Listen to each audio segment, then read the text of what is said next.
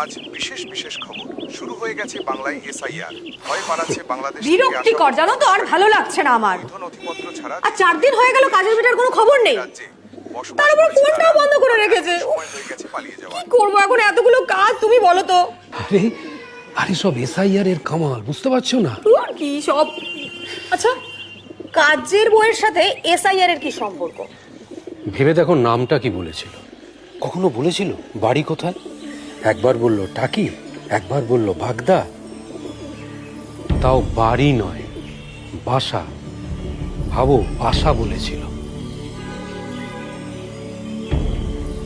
ঠিক বলেছো তো গো, এটা তো কোনোদিন আমি ভেবে দেখিনি। আর ওকে তো সবাই আয়েশার মা করে ডাকতো, নাম তো কোনোদিন বলেনি। আরে ওই যে পুষ্কাটের সবজিওয়ালা, আরে ওই যে সকালবেলা করে কোনার গলিটা দিয়ে আসে না, বলো না।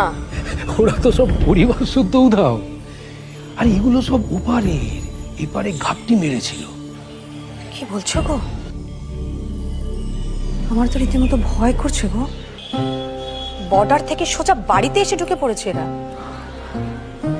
এর শেষ কোথায়?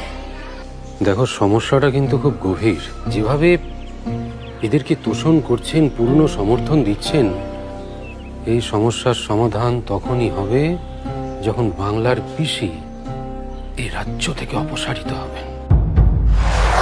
জেগে ওঠো বাঙালি।